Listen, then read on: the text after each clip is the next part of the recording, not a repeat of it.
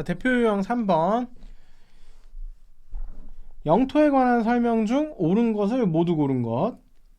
자, 일단 제헌헌법에 따르면 영토의 변경을 위해서는 영토 조항은 제헌헌법부터 쭉 그대로 있어요. 한반도와 그 부속 도서로 한다. 그러니까 제헌헌법에 따르면 영토의 변경을 위해서는 헌법 개정이 필요하다.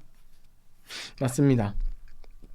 그 다음에 1954년 헌법은 국민투표에 의한 영토 변경이 가능하도록 규정하였다.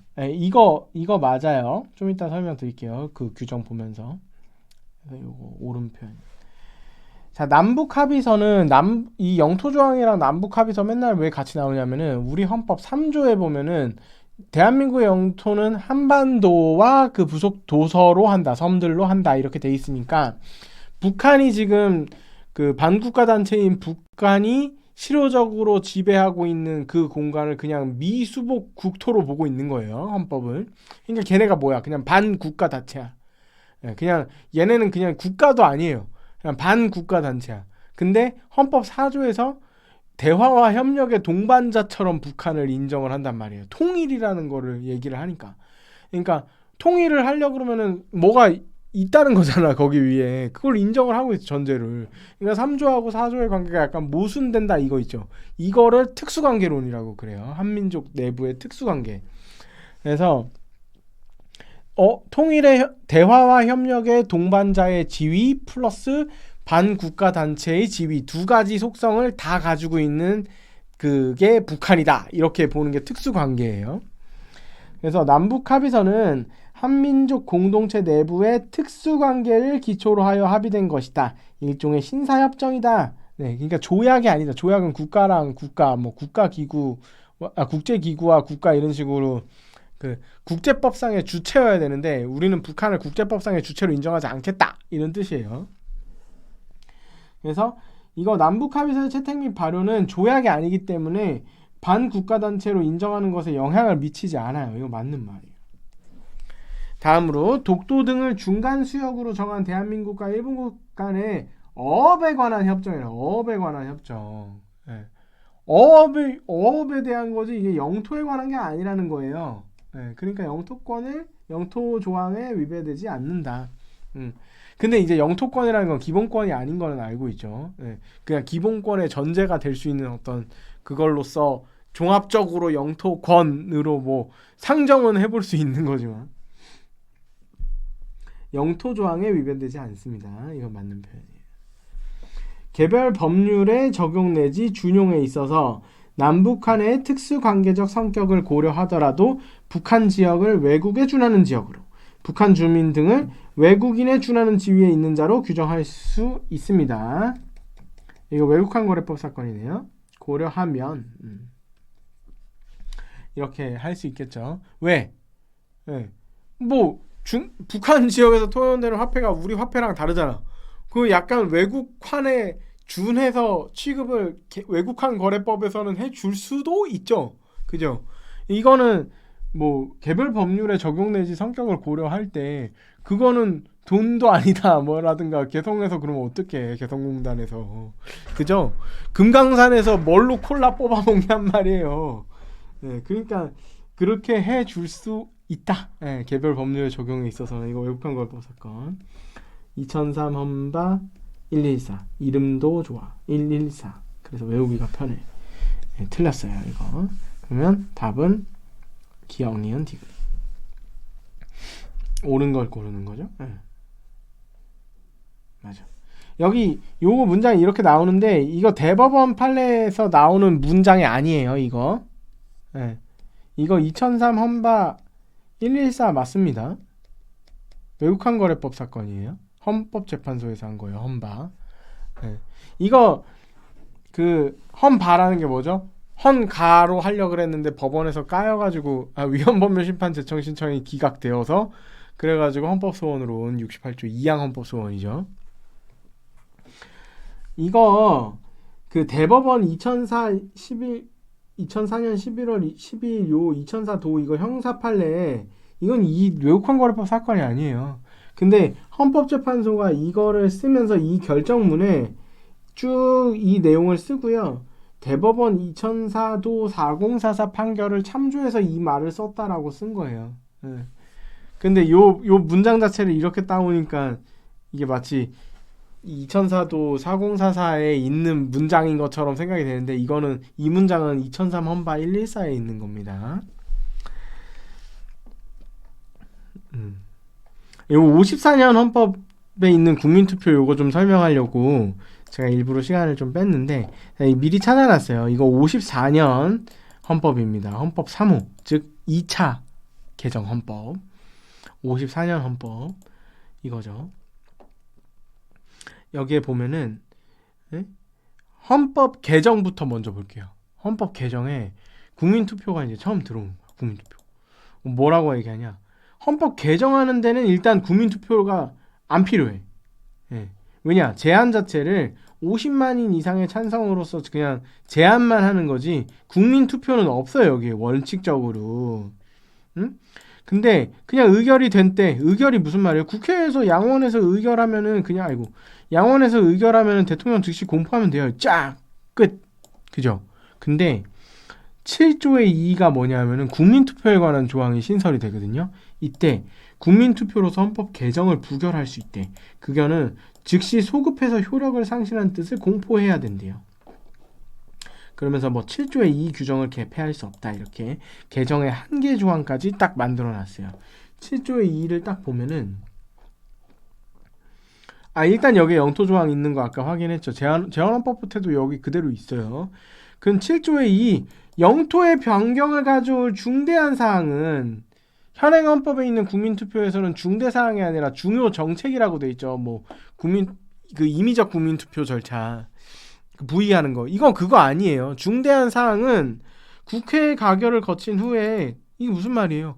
헌법 개정하려고 그랬을 때 주권의 제약이나 영토의 변경으로 헌법을 개정하려고 그럴 때 국회 가결을 거친 후에 국민투표를 하라는 거예요. 국민투표를 3분의 2 이상 투표와 유효투표 3분의 2 이상의 찬성 지금보다 훨씬 강화된 거죠. 지금 국민투표는 과반수 이상의 투표와 과반수 이상의 찬성이잖아요. 투과잖아. 근데 이때 요거에 대한 헌법 개정 사항일 때는 이만큼 주권의 제약이나 영토의 변경 같은 경우에는 국민투표로 3분의 2, 3분의 2를 얻으라는 거죠. 네? 그래서 이거를 얻지 못한 때 국회 가결사항 주로 뭐였겠죠? 헌법 개정이겠죠. 이거 왜냐하면 영토 조항에 이거 있으니까 영토의 변경을 가져올 국회 중대 사항이 뭐겠어? 국회가 의결할 헌법 개정이잖아요. 그거 하려 그러면 국민투표 받아야 된다. 얻지 못하면 소급해서 효력 상실한다. 그 국회의 의결이. 그렇게 보는 겁니다. 무슨 말인지 아시겠죠? 이런 절차가 있었다고요. 옛날에. 그러니까 이게 국민투표가 현행 국민투표랑은 조금 달라요. 현행 국민투표 한번 비교해 볼까요? 먼저 72조 대통령이 그냥 중요 정책에 대해서 부의하는 거 필요하다고 인정할 때 이 대통령이 필요하다고 인정 안 하면은 국민투표 할 수가 없는 거예요. 그러니까 72조에 의한 절차로는 그 뭐 관습헌법 사항 개정 못한다 그런 얘기 있잖아요. 외교, 국방, 통일, 기타 국가 안위에 관한 중요 정책을 국민투표에 붙일 수 있다. 네. 여기서 중요 정책이지 헌법 개정이 아니잖아요. 그죠? 헌법 개정은 오직 130조에 의한 필수적 국민투표로만. 아까 그 54년 헌법에서는 헌법 개정 자체에 필수적 국민투표가 있는 게 아니야. 그건 국민투표 안 해도 돼. 일단 헌법 개정해서 할 수 있어요. 그런데 영토의 변경이나 주권의 제약 같은 경우에는 국민투표를 거쳐라 라고 했던 거죠. 그래서 이건 지금 130조에 있는 국민투표는 무조건이잖아. 무조건 해야 되는 거예요. 헌법 개정하려고는 무조건 국민투표 해야 되는 거예요. 이거랑은 아까 그거는 좀 다르죠. 그 얘기하고 싶었어요. 국민투표라는 게 사실 굉장히 막 되게 좋은 것 같잖아. 모든 정책을 국민이 직접 다 투표를 해가지고 사실 우리가 쪼잔한 거는 그렇지만 중요한 건 다 국민투표 하자! 이렇게 하면은 되게 멋있어 보여. 좋아 보여. 근데 이게 악용의 소지가 있습니다. 악용의 소지가 있어요. 중요 정책에 관한 국민투표 부의권, 대통령의 국민투표 부의할 수 있는 권한 언제 들어와요? 3공화국. 누구? 박정희 대통령. 박정희 대통령도 국민투표로 재미 많이 봤죠. 야, 이렇게 많은 국민들이 찬성하고 있다 이렇게 하면서 국회나 이런 그 엘리트들의 견해는 다 그냥 무시해버린 거예요. 내가 이렇게 인기가 많으니까 이러면서 그렇게 되는 거 되게 위험하다 그랬잖아요.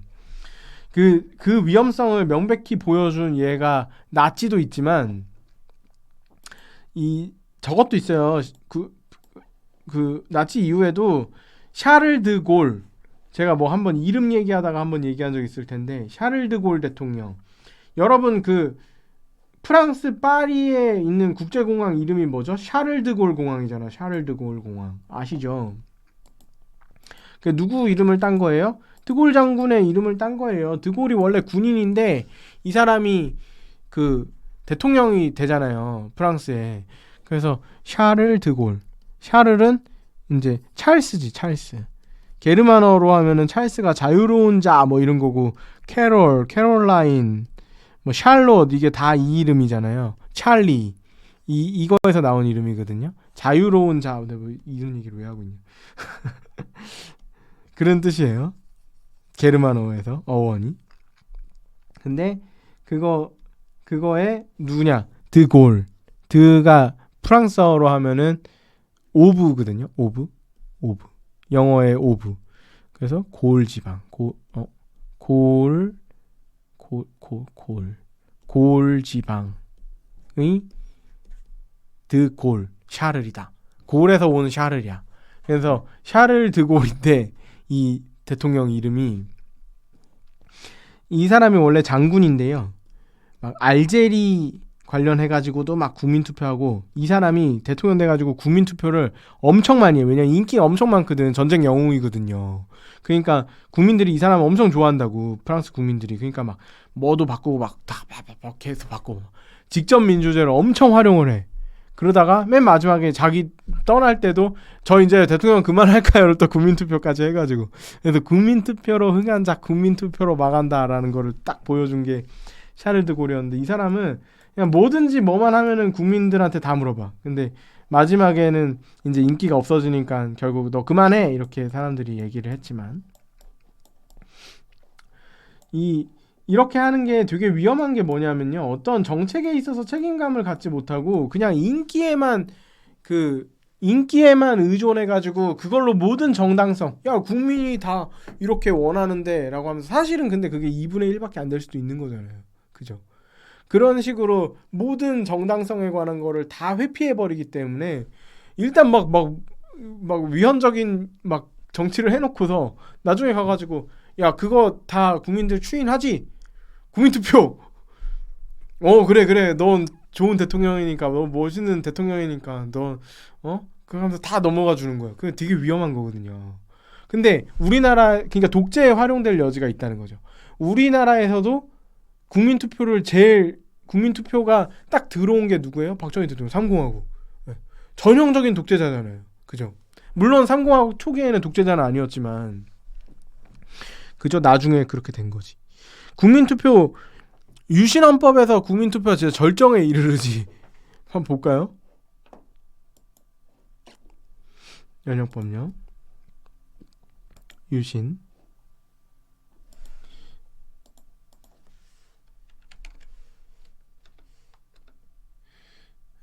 국민은 대표자나 국민투표에 의하여 주권을 행사한다. 대통령은 필요하다고 인정할 때 뭐인지도 몰라. 그냥 국가의 중요정책 국민투표에 붙일 수 있다.